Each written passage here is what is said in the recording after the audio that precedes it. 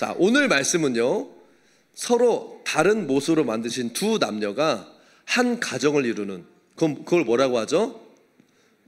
한 가정을 이루는 동거가 아니에요. 결혼입니다. 아멘. 결혼 생활 안에서 가장 기본적인 성경적인 원리 5가지를 오늘 살펴보려고 합니다. 자, 본문 창세기 2장 22절에서 25절 말씀 같이 읽겠습니다. 시작. 여호와 하나님이 아담에게서 취하신 그 갈빗대로 여자를 만드시고 그를 아담에게로 이끌어 오시니 아담이 이르되 이는 내 뼈 중에 뼈요 살 중에 살이라.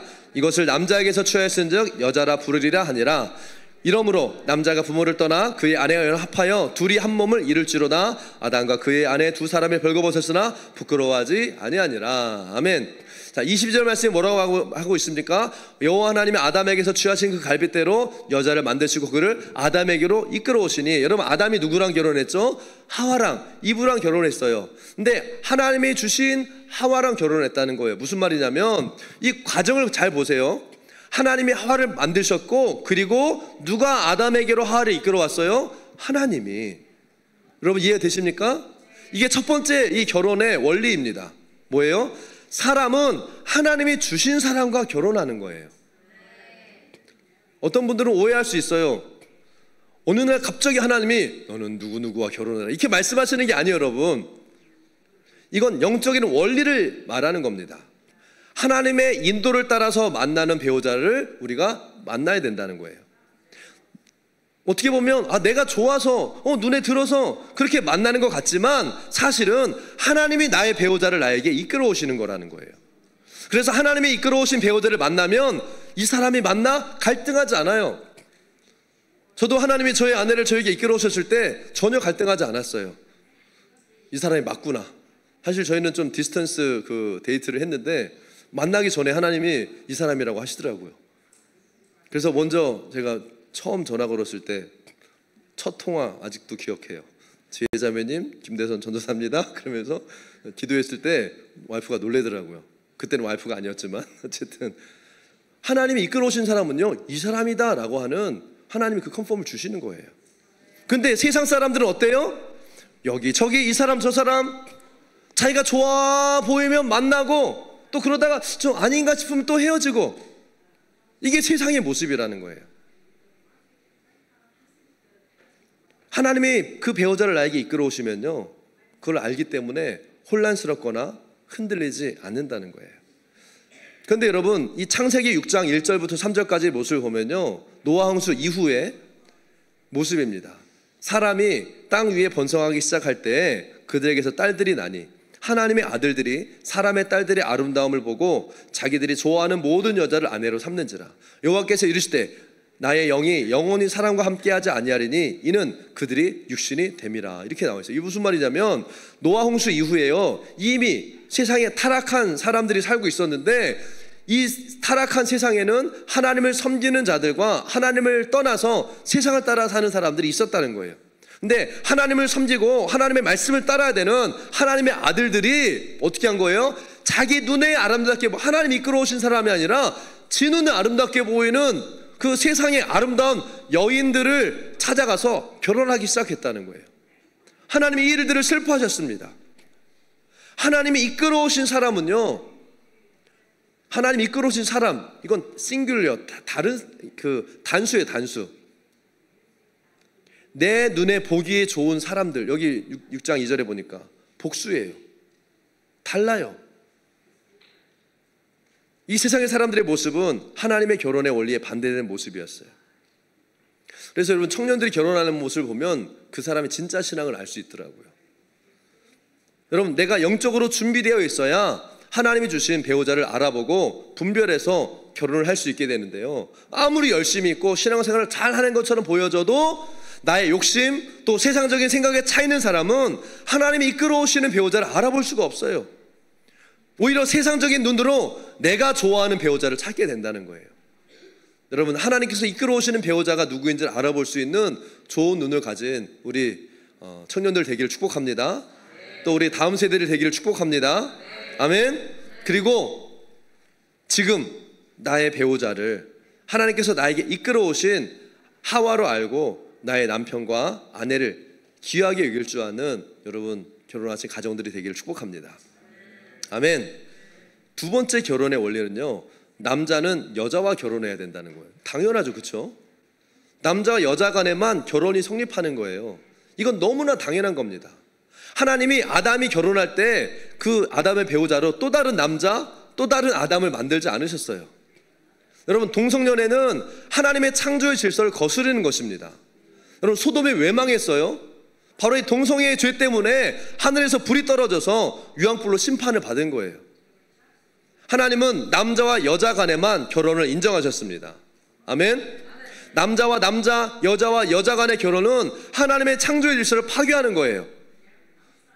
인간의 타락에는요, 항상 많은 어떤 타락과 죄들이 있지만 항상 성적인 타락이 앞장서서 주도하게 되어 있어요. 여러분, 지금 이 동성연애가 전 세계적으로요, 상당히 심각한 수준에 이르고 있습니다. 그래서 이 동성애를 반대하는 것이요, 마치 잘못된 것이고, 동성애를 반대하는 게 오히려 이 죄처럼 여겨지는 이런 분위기가 전 세계적으로 어디를 가든지 파다해요. 이것이 사단의 작전입니다. 여러분, 요즘 동성애자를 목회자로 인정하는 교단들도 얼마나 많아요. 동성연애를 합법으로 통과한 도시와 나라들이 허다합니다. 여러분, 우리가 살고 있는 호주, 가까운 뉴질랜드, 선진국이라고 하는 모든 이게 유럽의 나라들이요, 이미 동성 결혼과 동성 커플의 입양까지도 법으로 이제는 인정하고 있는 시대에 우리가 살고 있어요. 그래서 여자와 여자가, 남자와 남자가 부부로 인정이 되어서 아이까지 입양을 하는 거예요. 세상 사람들은요, 이런 것들에 대해서 반대하면 너는 시대에 뒤떨어졌어, 이렇게 말합니다. 심지어 교회 안에서도요, 이런 일들을 인정해야 된다는 사람들이 목소리를 높이고 있어요. 여러분, 물론 한 사람 한 사람의 그 인격과 생명이 소중하고 존귀합니다. 아멘. 하지만 그 사람이 존귀하다고 그래서 이들이 하는 일과 생각이 다 존귀한 것은 아니라는 거예요. 여러분, 말씀이 기준이 되어져서 우리가 성장하고 사람들을 살려야지, 세상이 기준이 되어져서 세상을 따라가고 멸망하는 길로 가는 것을 놔두면 여러분 되겠냐는 거예요. 우리는 분별력을 가지고 이 시대를 바라봐야 됩니다. 말씀의 기준을 가지고요, 세상을 바라볼 수 있어야 된다는 것이에요. 그래서 여러분, 우리가 창세기를 공부하는, 말씀을 듣는 이유가 뭐예요? 세상은 변하더라도 변하지 않는 하나님의 진리, 창조의 원리가 있기 때문에 이것을 알고 지키며 살기 위해서 말씀을 배우고 듣는 거예요. 여러분, 시대가 바뀐다고 시대를 따라가면 안 됩니다. 우리는 분명히 시대가 바뀌더라도, 세상의 법이 바뀌더라도 하나님의 창조의 원리와 질서 안에서 살아야 하는 것이에요. 이것이 신앙이고 하나님의 이 자녀들의 삶의 모습인 것입니다. 아멘. 아멘. 세 번째 결혼의 원리가 뭡니까? 한 남자와 한 여자만 결혼을 해야 된다는 거예요. 하나님은요, 아담을 위해서 한 명의 여자를 만들었어요. 맞습니까? 그게 하와예요. 아담의 갈빗대에 하나를 가지고 한 명의 하와를 만들었어요. 오늘 본문에 보니까 창세기 2장 21절과 22절에 보니까 여호와 하나님이 아담을 깊이 잠들게 하시니 잠들매 그가 그 갈빗대 하나를 취하고 살로 대신 채우시고, 22절, 여호와 하나님이 아담에게서 취하신 그 갈빗대로 여자를 만드시고 그를 아담에게로 이끌어 오셨다. 하와는요, 온 우주에 단 하나 유일한 존재예요. 저의 하와는요, 단 한 명입니다. 아멘. 이렇게 동의하지 이렇게 별로 은혜가 안 되, 저는 은혜가 되더라고요. 하와는 온 우주의 유일한 존재예요. 아담에게서 나온 단 하나의 존재가 하와입니다. 여러분, 동시에 여러 남편을 가지거나 동시에 여러 아내를 가지는 것은 창조의 질서가 무너진 거예요. 어떤 사람들은 어떤 문화적으로, 상황적으로 그럴 수 있다라고 생각합니다. 하지만 엄밀히 말하면 그것은 창조의 질서가 무너지는 거예요. 거기서부터요, 많은 이슈와 문제들이 일어나는 겁니다. 조금 전에 읽은 창세기 6장에서 하나님의 아들들이 이 사람의 딸들이 아름다움을 보고 자기들이 좋아하는 모든 여자를 아내로 삼았다고 그랬어요. 근데 그 이전에 창세기 4장에 보면요, 라멕이라는 사람이 나와요. 라멕은 최초로 아내를 2명을 둔 사람이었어요. 라멕이 누굽니까? 가인의 7대 손이에요. 이 라멕은요, 폭력과 이 복수의 대명사입니다. 막 복수해서 사람 죽이는 것을 자랑 삼았던 그게 성경에 기록되어 있잖아요. 하나님의 질서를 깨뜨리는 것을 아무렇지도 않게 여긴 이 라멕은 결혼에 있어서도요, 자기 마음대로 아내를 2명을 두었어요. 어떤 분들은 목사님, 고대 사회에서는 다 그럴 수 있었던 거 아닙니까? 이렇게 생각하는 분들도 있을 거예요. 그러나 이것은 하나님이 정하신 원리와 다른 것이 분명합니다. 이해가 되십니까? 아멘. 하나님이 지으실 때 그렇게 짓지 않으셨다는 거예요. 이게 뭐예요? 사단이 교묘하게 사람들의 생각과 마음에 들어와서 역사하는 전략이라는 거예요. 그럴 수도 있겠다라고 하는, 그때는 그럴 수도 있겠지라고 하는 인간적인 생각, 하나님을 대적한 의도는 전혀 없어요. 상황이 그럴 뿐이에요. 하지만 결국 하나님의 뜻과 다른 것을 맞다고 생각하게 하는 교묘한 사단의 속임이고 전략이라는 거예요. 이렇게 사단은요, 하나님이 만드신 이 거룩한 가정의 질서를 깨뜨리고 있고 깨뜨리려고 지금 애쓰고 있는 겁니다. 여러분 이해가 되십니까? 지금 이 시대에는요, 이 다음 세대 청소년들 문제가 심각합니다. 수많은 폭력과 중독, 성적인 문제들, 이게 더 이상 이제는요, 옛날에는 이게 어른들의 문제였는데 이제는 아니에요. 다음 세대 청소년들에게 더 심각한 문제가 되고 있는 시대가 지금이에요. 그런데 이런 다음 세대들의 이슈들, 사람들이 이것을 무슨 사회 문제, 환경 문제, 어떤 문화적인 원인으로 보고 있지만 근본적인 원인이 뭐냐고요. 그 근본적인 원인은 바로 가정이 무너졌기 때문에 그래요. 가정 안에 세우신 하나님의 질서가 무너질 때 나타나는 죄의 결과라는 겁니다. 특별히 남편과 아내가, 아빠와 엄마가 세속적인 가치관을 따라갈 때 일어나는 결과가 바로 이런 모습들이라는 거예요. 그래서 여러분, 부모님들 정신 똑바로 차려야 됩니다. 내가 아이들 교육 잘 시키고 잘 먹이고 잘 입힌다고 아이들이 올바로 자라는 게 아니에요. 내가 하나님의 말씀의 기준을 둔 성경적인 가치관을 가지고 서 있어야 되는 거예요. 아멘. 결혼하지 않은 싱글 여러분들도 결혼 전에 분명한 이 그리스도인의 결혼관을 가지고 결혼하셔야 됩니다. 그렇지 않으면 이 밀려드는 세속적인 결혼관, 세속적인 물결에 그냥 휩쓸려 가버리게 되는 거예요. 이 성경적인 결혼관을 가지고 있지 않으면요, 사실은 이 시대는요, 대안이 없어요. 너무나 쉽게 휩쓸려 갑니다. 하나님을 모르는 세상 사람들과 똑같이 살아요. 그냥 교회만 다닐 뿐, 헌금 조금 하고 교회 주일 예배 드리고 그냥 교회 갔다 오는 거 빼고는 전혀 다를 바가 없어요. 돈이 기준이 되고 자녀가 중심이 되고 답이 없으면 갈라서고, 이게 세상 사람들 아니에요? 근데 교회에서도 그렇게 산다는 거예요, 사람들이. 여러분 왜 그렇습니까? 왜 그리스도인들과 비그리스도인들의 이혼율이요, 다르지 않아요? 어떤 데 보면 교회 안에서 이혼율이 더 높은 모습을 봐요. 왜 그래요? 교회는 다니지만 다 세상적인 관점과 기준으로 결혼하고 이 결혼생활, 가정생활을 하니까 그런 거예요. 여러분 신앙생활이 뭐예요? 주일날 교회 나오고 11조 생활하고 큐티하고 개인 경건생활 그거 조금 한다고 그게 다 신앙생활 하는 게 아니에요. 여러분, 하나님의 말씀의 이 진리를 내 삶에 적용하는 게 신앙생활입니다. 맞습니까? 아멘. 남녀 두 사람이 만나서 결혼하고 아이를 낳고 키우고 사는 모습은요 다 똑같아요. 그러나 세상의 결혼관을 가지고 사는 가정과 성경적인 결혼관을 가지고 사는 가정은요 비슷해 보이지만 완전히 다른 결과가 나타난다는 거예요. 교회 다니고 안 다니고가 문제가 아니라는 거예요. 여러분, 말씀의 기준을 가지고 살아내는 부모와 교회는 다니지만 세상 사람과 똑같은 생각을 가지고 사는 부모, 차이가 있어요. 그 자녀를 보면 알아요. 기도하는 부모, 하나님의 말씀의 원리에서 자라난 자녀들은요 하나님을 붙드시고 인도하세요. 어려운 시간, 방황의 시간이 있을 수 있어요. 그러나 반드시 은혜 안에서 그 자녀들이 세워지더라고요. 근데 부모의 기도와 신앙의 유업이 없는 자녀들은요 어려움과 그 방황의 시간들을 통과하고 일어나기가 상당히 어렵습니다. 우리는 이 창조의 원리를 알고 결혼해야 돼요. 그래야 이 부부가 또 자녀들이 고통받지 않고 상처 입지 않게 되는 거예요. 그리고 결혼을 한 우리 이 가정들 부부들도요 이 창조의 원리를 알아야 회복이 일어납니다. 아멘. 회복될지어다. 회복이 일어나고 있습니다. 아멘. 자, 그 다음 네 번째 성경적인 결혼관, 이 가정의 원리는요, 따라합시다. 남자가 부모를 떠나야 한다. 오늘 본문 창세기 2장 24절 말씀입니다. 이러므로 남자가 부모를 떠나 그의 아내와 합하여 둘이 한 몸을 이룰지로다. 아멘. 사실 이것 때문에 몸살을 앓는 이 가정들이 너무나 많아요. 특별히 한국 문화는, 우리가 이 코리안 백그라운드잖아요. 이 한국 문화는요, 무슨 배경이 있어요? 유교적인 배경이 있어요. 그래가지고 이 부모의 우선순위가요 상당히 큽니다.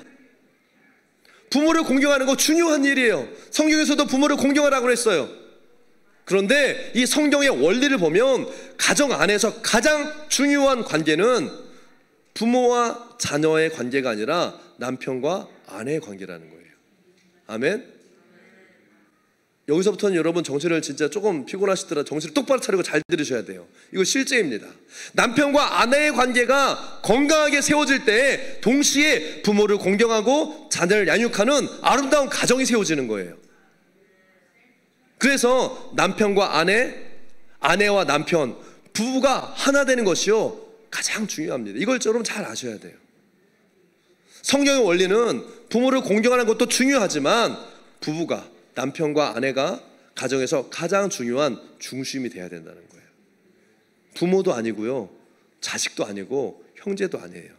이걸 반드시 지켜야 됩니다. 근데 어떤 사람들은 이런 말씀을 듣고 그러면 당신 부모랑 나 둘 중에 하나 선택해, 이런 사람이 있어요. 당신 부모와 가족이 중요해? 아니면 우리 부모와 가족이 중요해? 이러면서 극단적으로 끌고 가는 것은요 건강하지 않은 거예요, 여러분. 이건요 대화의 컨셉 자체가 잘못된 거예요. 뭐가 중요합니까, 여러분?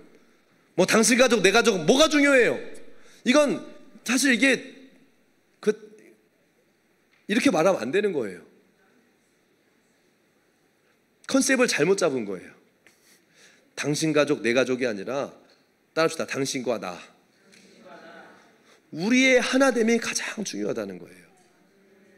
여기 부부들끼리 앉아 계신 분들 한번 얼굴을 보시면서 당신과 나, 우리의 하나됨이 가장 중요한 거라고요. 남편이 부모를 떠나 아내와 연합하라는 그 말씀의 의미는, 그 진짜 의미는 뭐냐면 부부가 견고하게 하나 되게 하는 것이 목적이에요. 부부가 하나 되는 게 목적이지 부모 자식이 연을 끊어버리라는 것이 하나의 목적이 아니라고 여러분 오해하지 말기를 바라요. 여러분, 남자가 부모를 떠나라는 말씀은 부모를 공경하지 말라는 말이 아닙니다. 그리고 남자가 떠나라는 이야기는 남자만 떠나면 되지가 아니에요. 이게 뭐냐면 여자는 결혼 전에는요 부모의 권위 아래에 있어요. 근데 결혼을 하고 나면 남편의 권위 아래 여자가 있는 겁니다. 그래서 남자가 부모를 떠나라는 말은요 그 아내도 동일하게 부모를 떠나야 된다는 거예요. 남편의 권위 아래에서. 이해가 되십니까? 아멘.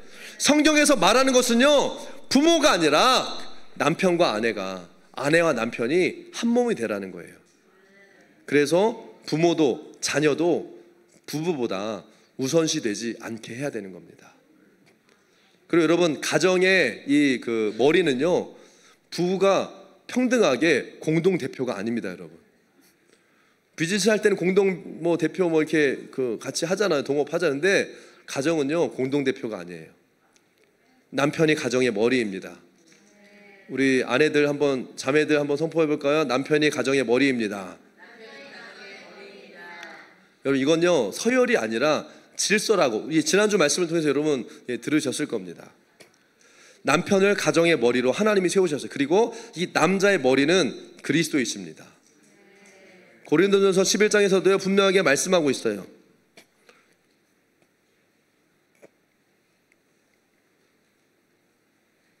나는 너희가 알기를 원하노라. 남자의 머리는 그리스도요 여자의 머리는 남자요 그리스도의 머리는 하나님이시니라.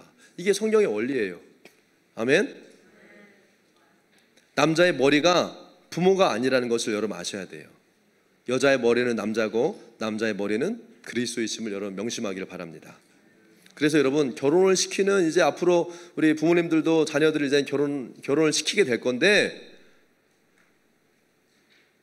자기 아들이든 딸이든 결혼을 하면 그 가정의 책임은요 그 가정에 누구에게 있다? 가장에게 있는 거예요.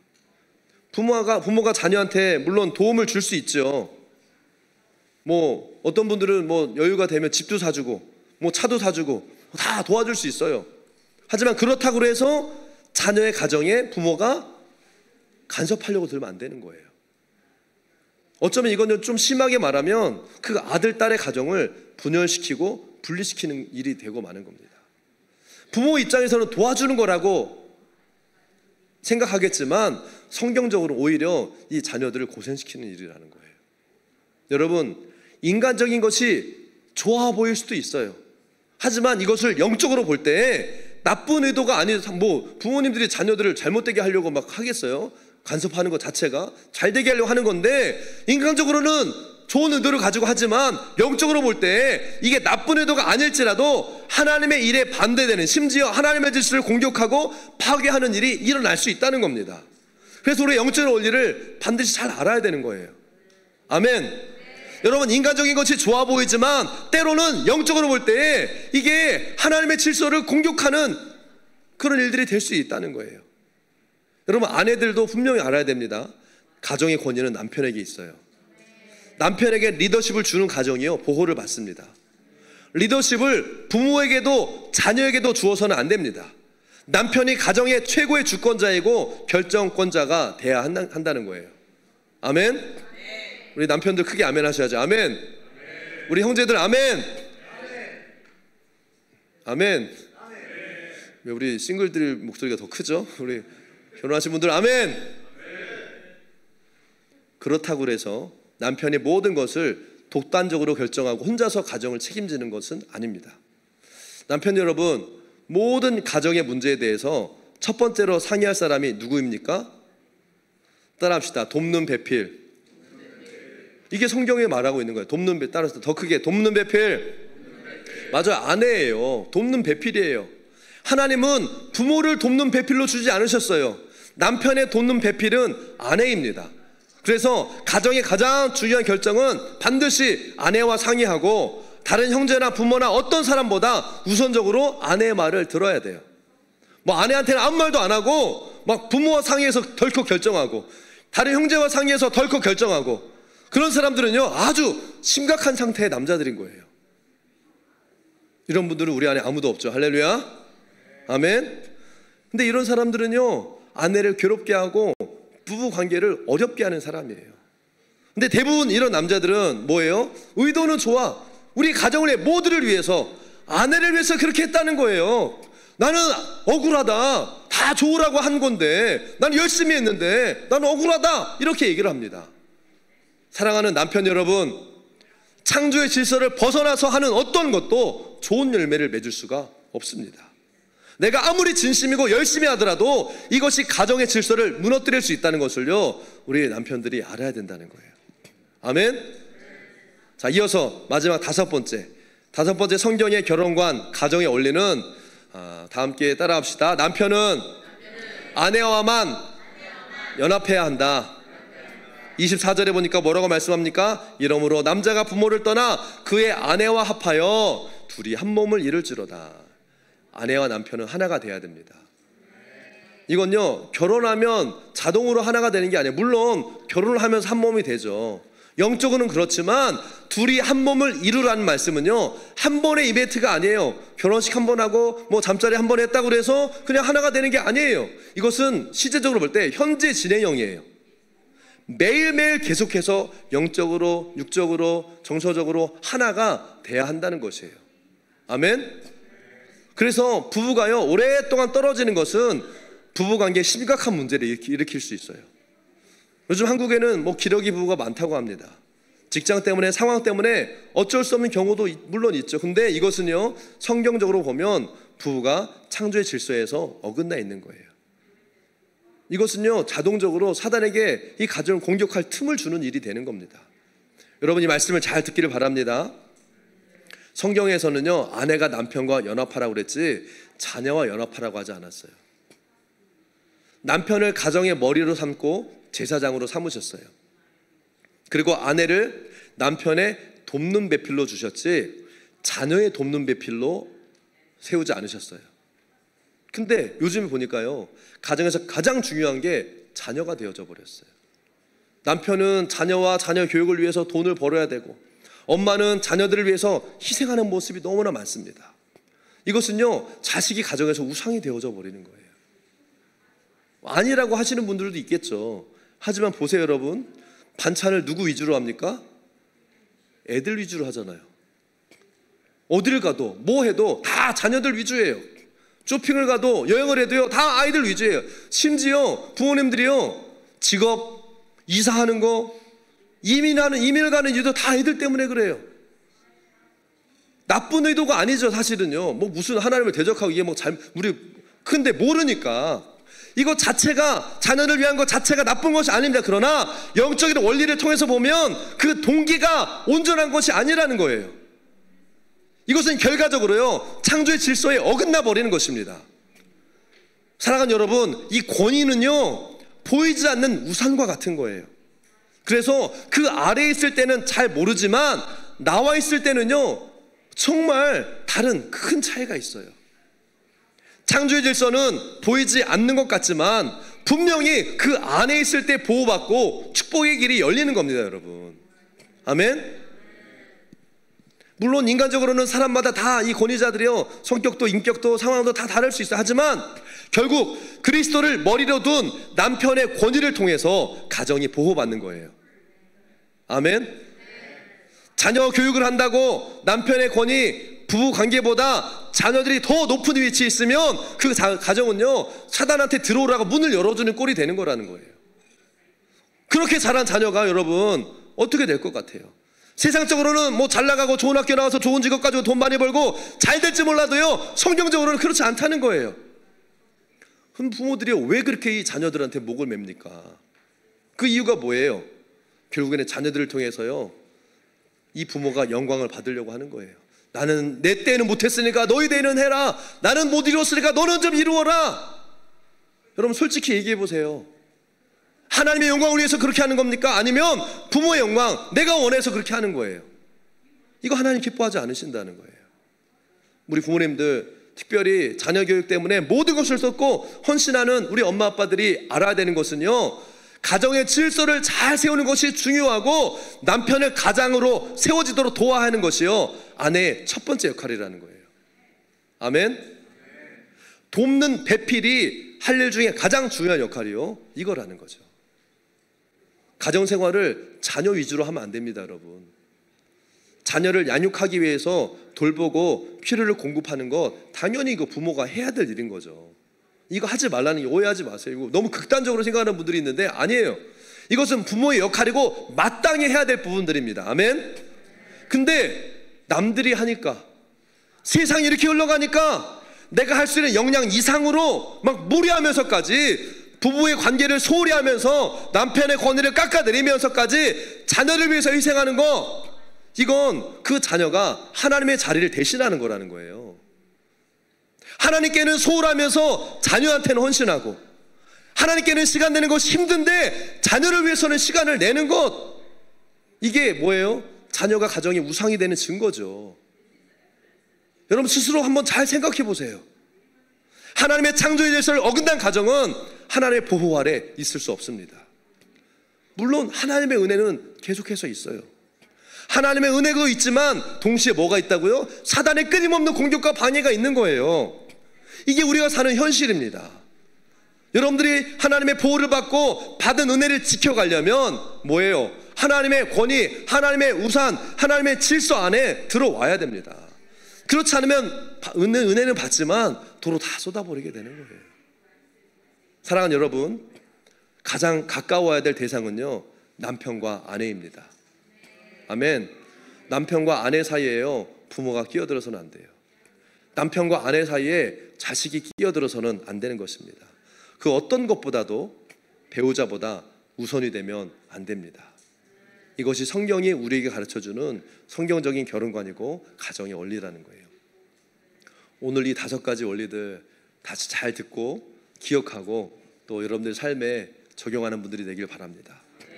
또 우리 싱글들 결혼을 앞으로 하셔야 될 분들 이 가정 원리를 알고 정말 가정을 하나님의 성경의 원리를 따라서 세워가는 분들이 되기를 축복합니다. 말씀을 마무리하겠습니다. 우리 가정은요 하나님의 영광을 위해서 지음받은 가정이에요. 아멘. 가정은 하나님이 디자인하셨어요. 어쩌다가 보니까 결혼이 세워진 게 아니에요. 결혼은요 사람이 만든 이 시스템이 아닙니다. 결혼은 하나님이 만드셨어요. 아멘. 근데 우리가 자기 자신의 유익과 자기의 영광을 추구할 때 이 창조의 질서가 무너집니다. 자녀 위해서 부모한테 효도하기 위해서라고 말은 그렇게 하지만 하나님의 창조의 질서를 무시하고 세상 사람들과 똑같은 것을 원하고 추구하고 있다면 이것은 결국 하나님이 만드신 가정의 목적, 하나님의 영광을 위한 것이 아니라 자기 영광을 위한 내가 원하는 그런 삶을 사는 거예요. 하나님은요, 분명히 우리 인생에 하나님의 그 창조의 목적과 질서를 주셨습니다. 여러분, 우리는요, 그 창조의 목적과 질서 아래에서 자녀를 사랑해야 됩니다. 우리는 그 창조의 목적과 질서 아래에서 부모님께 효도해야 돼요. 그리고 우리는 그 창조의 목적과 질서 아래에서 부부간에 서로 사랑해야 됩니다. 여러분이 오늘 말씀을 통해서 내가 미처 알지 못했던, 혹은 알지만 지키지 못했던 그런 하나님의 창조의 질서가 있습니까? 그렇다면 이제 하나님 앞에 주님 돌이킵니다.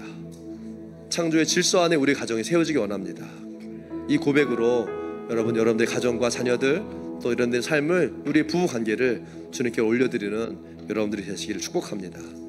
이 시간에 기도할 때 좀 이렇게 기도해 보면 좋겠습니다. 주님, 내가 주님의 창조의 질서로 다시 들어가기 원합니다. 모든 것을 하나님의 질서 앞에 다시 정렬합니다. 하나님의 창조의 목적대로 하나님 살기 원합니다. 하나님의 창조의 목적을 따라서 우리 가정이 세워지게 하여 주십시오. 하나님의 창조의 목적과 질서가 우리 가정 안에 회복될지어다. 회복하겠습니다. 이 말씀을 따라서 살아내겠습니다. 성령님 도와주시옵소서. 우리가 주의 이름 한번 부르고 창조의 목적과 질서가 우리 가정 안에, 우리 부부 안에 회복될지어다. 회복시켜 주시옵소서. 주여 부르고 기도하며 나아가겠습니다. 주여.